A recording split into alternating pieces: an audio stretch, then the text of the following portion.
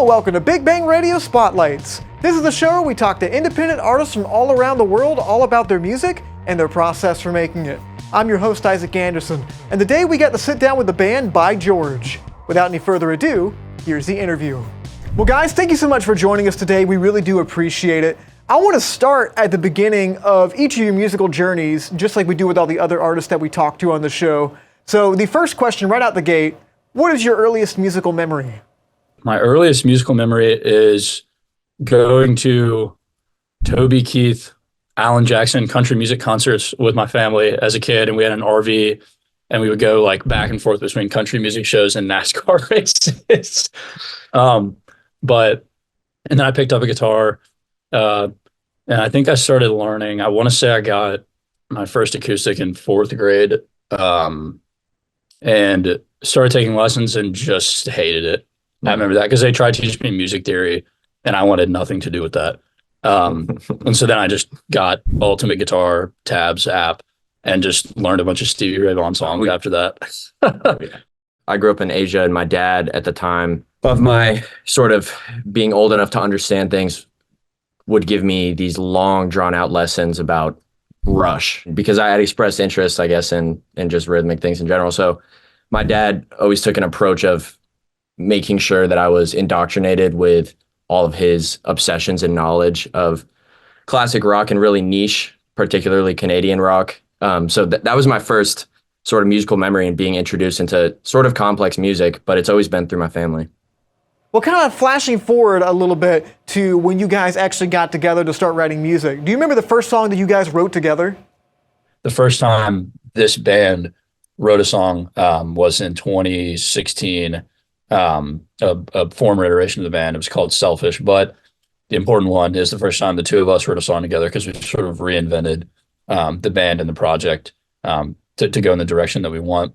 The first song we wrote together was Love in a Machine. We were just in like different projects before, a lot of covers, a lot of different stuff, and we wanted to get really serious about our direction, and we were pretty compatible with writing, and so we popped up Logic for the first time, and Love in a Machine was born. So that's our first song. Totally. So was there a moment that you really knew that music was going to be like your path? Like you didn't want to go into another field, like music was the thing? I am about to graduate school. You know, I've been studying engineering for the past 4 years. Tyler's a double major in something completely different. Mm-hmm. And that's always been a battle, is having multiple interests and being pulled in different directions and kind of figuring out whether to take a normal path or not. But for me, and maybe Tyler shares this sentiment, we played a show January 11th of this year, January 10th or 11th at Lincoln Theater in Raleigh. And that show kind of changed everything for me in the sense that it was a really tangible feeling of having made enough of an impact in Raleigh and have that impact then really changing my life enough to where I realized that all the uncertainty and risk associated with pursuing a career in art is worth it for me. And so, like he said, we had a show at Lincoln Theater, and it went extremely well. And to see people singing our songs and to see people wearing merch and super excited about it, and to talk to people after the show, and kind of, I remember we got a letter from a fan after the show, and we loved it so much that we co-posted it on Instagram with her, just talking about how, you know, she was about to move schools and wasn't really liking NC State anymore, but the shows that she went to made her stay, and it's pretty crazy and profound to just be doing something casual that you like, but then to hear from somebody that it's having a real impact on them. So it was that moment where I was sort of like, oh, okay, I'm not ever doing anything else. Baby, you got something I've been clinging to. It's not love in a machine, it's true. We're not perfect, but we're breathing.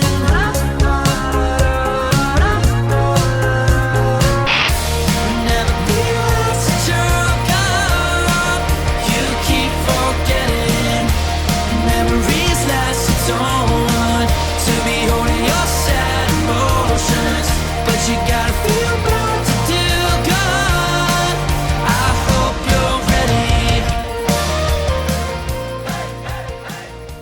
night, do you guys get in the room together and jam and figure something out? Do you guys bring stuff to each other? I don't know. How does that work for you guys? Our big thing has just been recording ideas into Logic.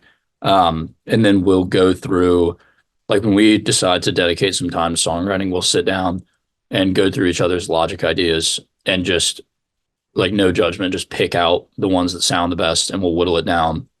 And then from what inevitably ends up being 2 or 3 Logic files from, 10 to 20, we'll pick our favorite one and then we'll work on that. But as far as like instruments and stuff like that, Chauman's the big piano guy. When we started writing together, what immediately stuck out was his proclivity for piano and my strength in lyrics. So I think where we're the most successful in songwriting is when he's playing piano, bringing some sort of melodic idea to the table on a piano, and I'm thinking about a chorus, and we'll typically start there, and then we'll build the rest of the song out based around that. But honestly, I guess to finish, that's something we developed pretty recently. Like I honestly can't say that for all the way back when we wrote Love in a Machine. Like Love in a Machine was the first song we've written together, and I think the first couple songs in this EP were us sort of like taking a mini tour through different genres of modern pop, because all 4 songs in this EP are pretty different.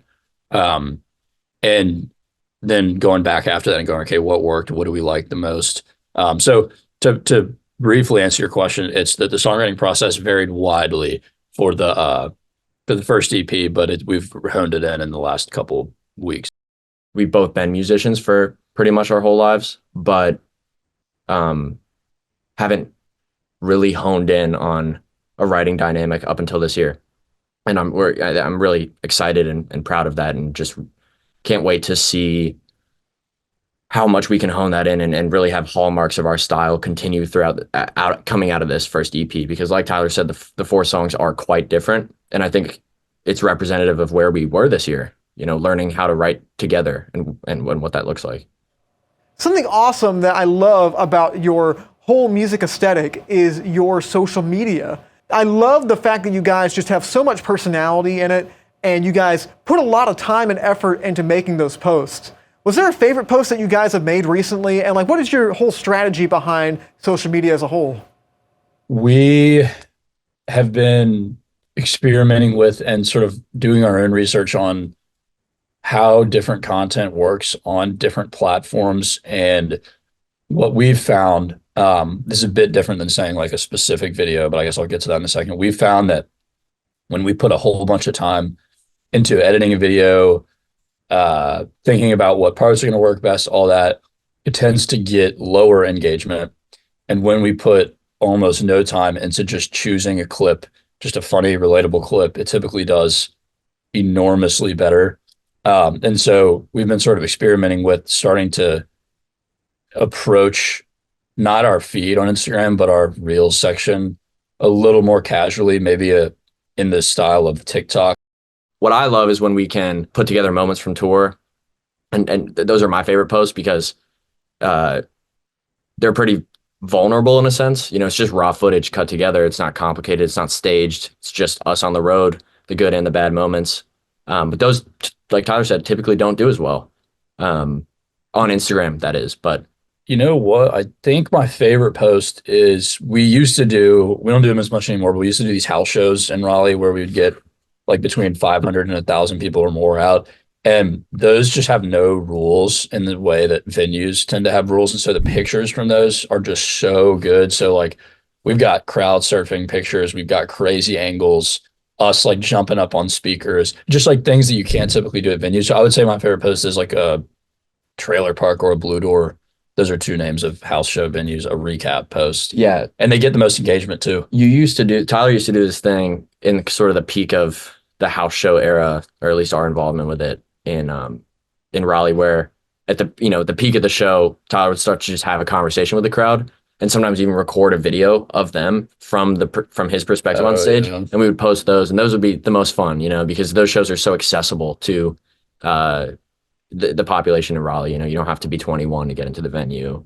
It's close to campus kind of deal. So it didn't cost that much money, but yeah, we'll leave it at that. That was probably a really long answer. Yeah, sorry about that.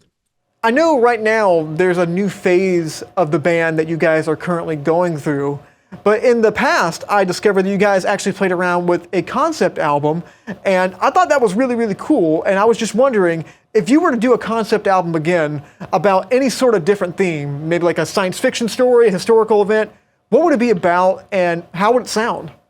One of my favorite albums in a totally different genre is called Phosphorescent Blues. It's by the Punch Brothers. It's this image of two people kissing, but they have a veil over their head.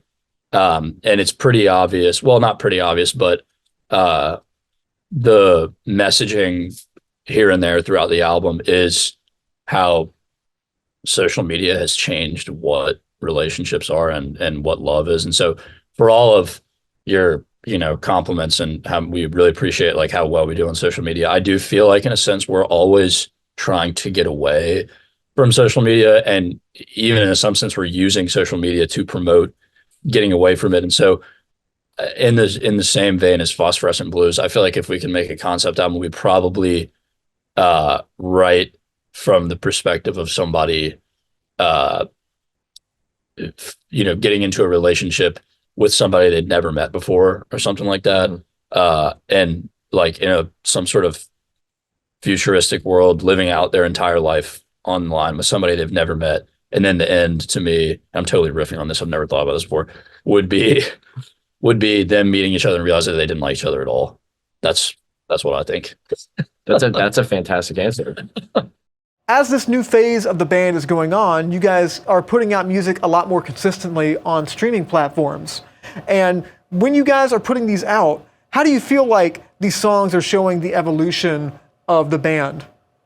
One thing that we used to do was just sort of like throw different band members' influences onto a canvas, so to speak, and that would be the song.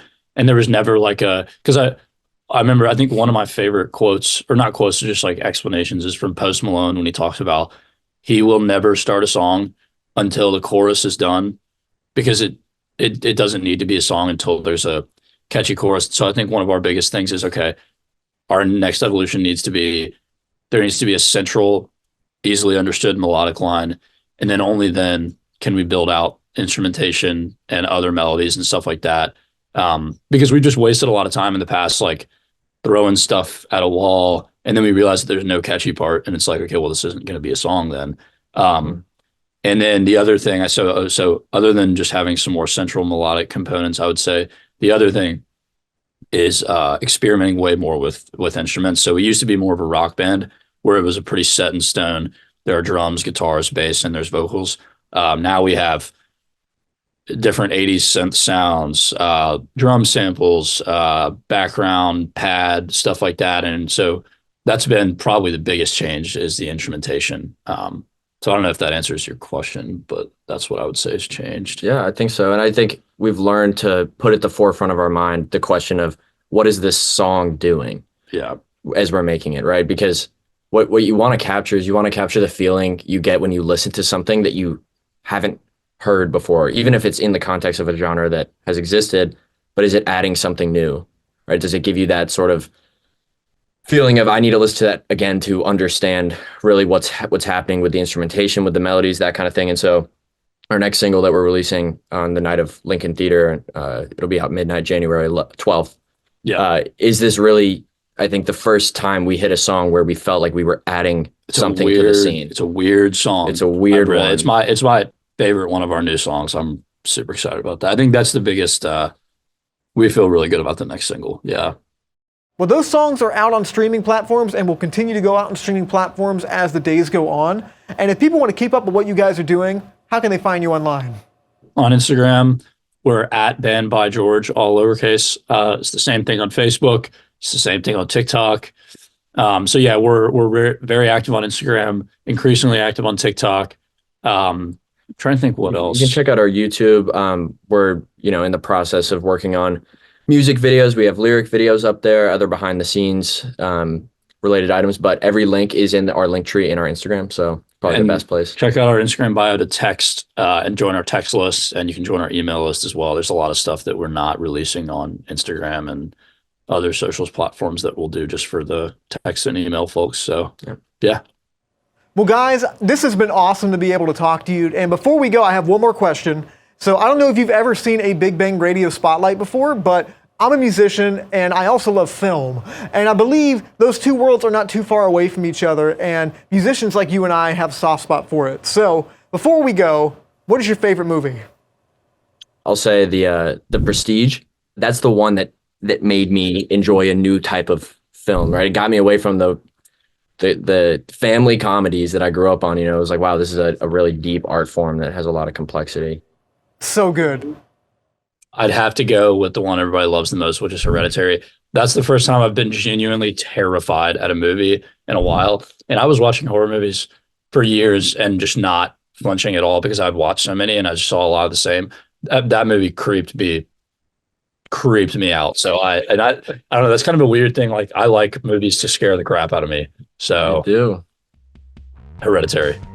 Thanks to By George for sitting down with us and talking all about their music. If you guys want to see more interviews just like this, you can find us online at Studio 67 NCC.